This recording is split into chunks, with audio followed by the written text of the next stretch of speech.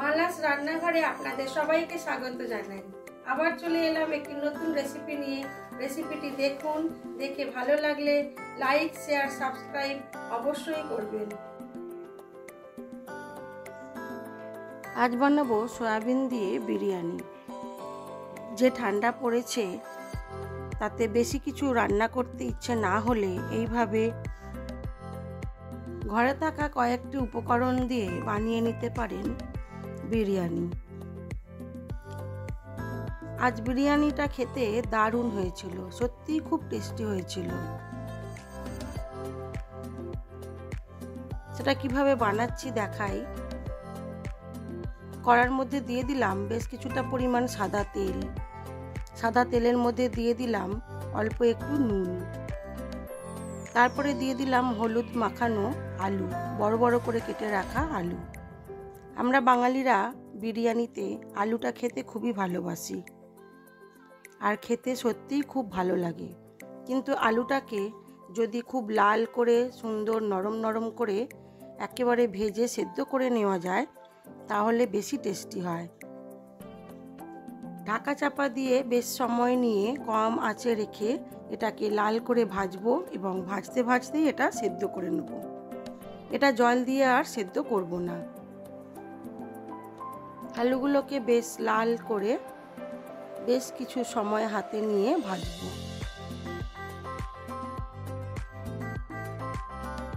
যদি কখনো শুধু আলু বিরিয়ানি বানান তাহলেও কিন্তু এইভাবে আলুটাকে সুন্দর করে ধৈর্য ধরে ভাজলে আলুর টেস্টটা দ্বিগুণ হয়ে যায়। যদি সেদ্ধ করে ভাজা হয় তাহলে কিন্তু আলুর টেস্ট অত থাকে না, কারণ আলুর রসটা তো বেরিয়েই যায়।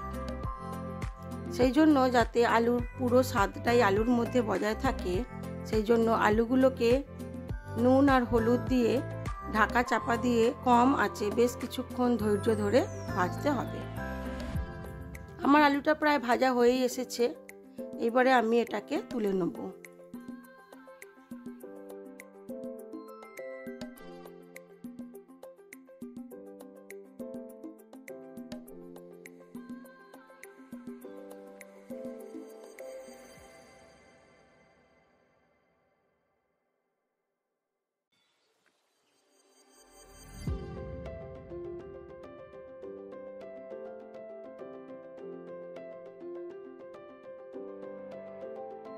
এবারে ওই তেলের মধ্যেই আমি বেশ অনেকটা পরিমাণ পেঁয়াজ কুচি ভালো করে ভেজে নেব। বেরেস্তার মতো অতটা ঝুরঝুরেও করব না, তবে পেঁয়াজটাকে একটু লাল করেই ভাজবো।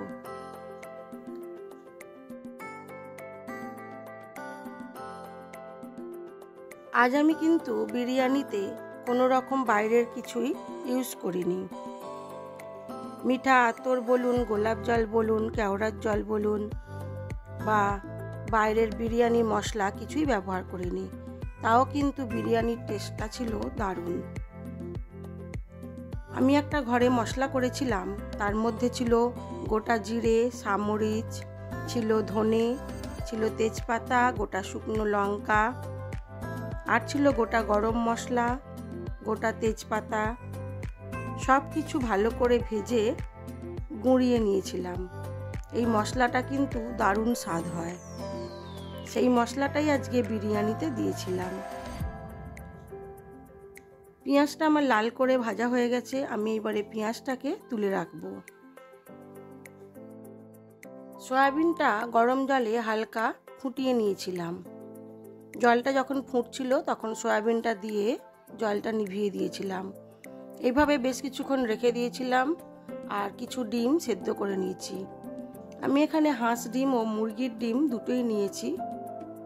সবাই হাঁস ডিম খায় না বলে। ডিমগুলোতে নুন আর হলুদ মাখিয়ে রেখে দিলাম। পেঁয়াজটা ভাজা হয়ে গেছে, এবার এটাকে তুলে নেব।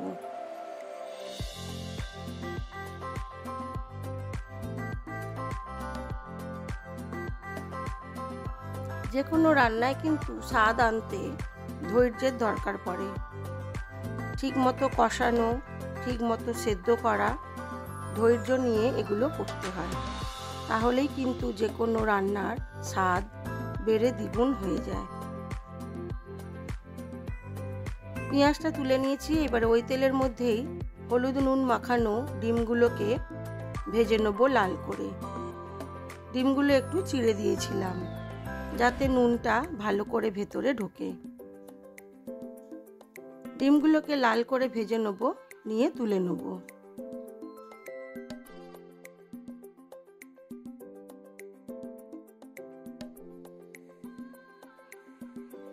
ডিমটা আমার ভাজা হয়ে গেছে, আমি এবারে এগুলোকে তুলে নেব। রান্নাটা কিন্তু আমি ভালোবেসেই শিখেছিলাম। সব রান্না যে কেউ আমায় হাত ধরে শিখিয়ে দিয়েছে তা নয়, তবে রান্নার প্রতি ভালোবাসা আস্তে আস্তে বেড়ে গেছে এবং যে কোনো রান্নাই একটু ধৈর্য ধরে একটু বুদ্ধি খাটিয়ে কিভাবে করব আগে ভেবে নিই, তারপরে রান্নাটা করলে আমি দেখেছি খুবই সুন্দর হয়। তেলের মধ্যে দিয়ে দিলাম গোটা তেজপাতা, দিয়ে দিলাম গোটা এলাচ আর লবঙ্গ। এবারে দিয়ে দিলাম কিশমিশ ও কাজু। কাজুগুলো আমার আগে থেকে একটু ভাজা ছিল, নুনের মধ্যে সেই কাজুটাই দিলাম। দিয়ে দিলাম অল্প একটু টমেটো কুচি। যেহেতু আমি পেঁয়াজটা বেরেস্তা করে রেখেছি তাই এখানে আর পেঁয়াজ দিলাম না। এবারে টমেটোটাকে ভালো করে ভেজে নেব। অল্প নুন দিয়ে দেবো আর দেবো আদা কাঁচা লঙ্কা,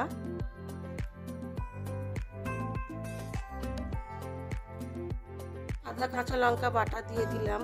দিয়ে দেবো অল্প একটু হলুদ গুঁড়ো,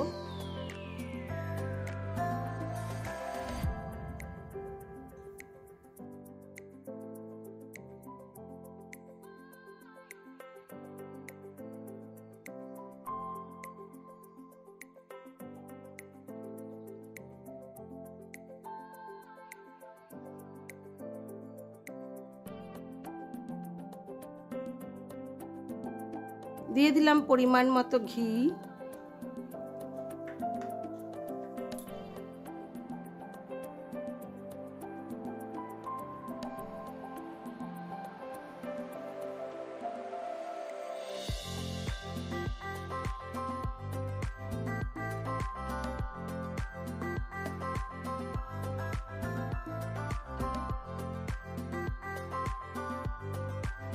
দিয়ে দিলাম আমার নিজের তৈরি ওই মশলাটা। দিয়ে এবারে এটাকে অল্প জল দিয়ে ভালো করে কষিয়ে নেব।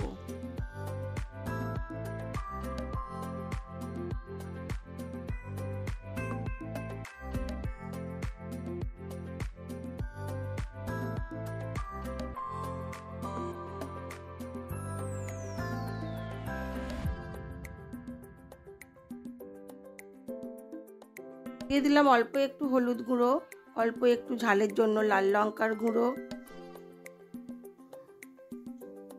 আমি রসুন দিতে ভুলে গেছিলাম, অল্প একটু রসুনও দিয়ে দিলাম। এবারে মশলাটাকে খুব ভালো করে কষাবো।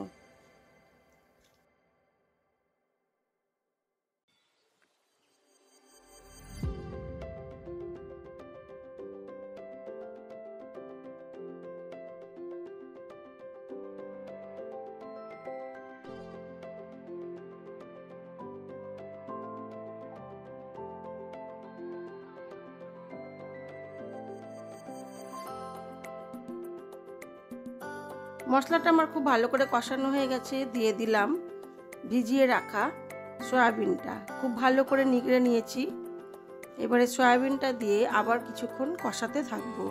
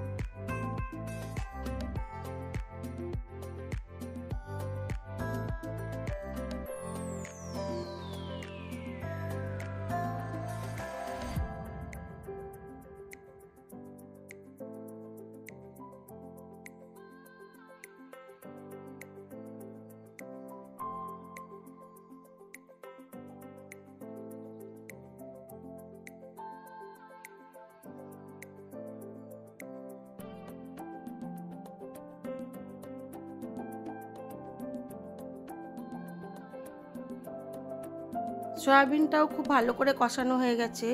এবারে দিয়ে দিলাম ভেজে রাখা আলুগুলো দিয়ে অল্প একটু জল দিয়ে কিছুক্ষণ এটাকে হতে দেব, যাতে আলুর মধ্যে মশলাটা ঢুকে যায়। দিয়ে দিলাম ভেজে রাখা পেঁয়াজটাও।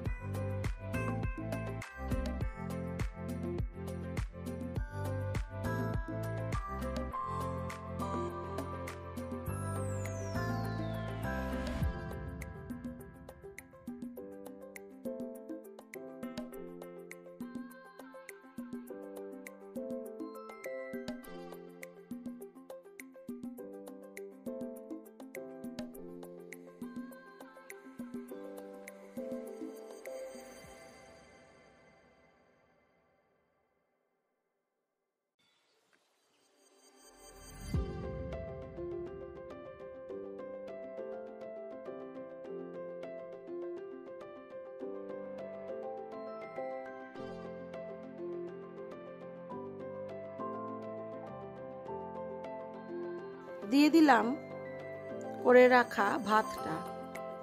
আমি কিন্তু এটা আমাদের ভাতের চাল দিয়েই করেছি। আপনারা চাইলে যে কোনো রাইসেই করতে পারেন, তবে এটা দিয়েও খুব ভালো হয়েছিল। দিয়ে দিলাম ভেজে রাখা ডিমগুলো। এবারে এটাকে মিশিয়ে দিয়ে ঢাকা চাপা দিয়ে বেশ কিছুক্ষণ হতে দেবো।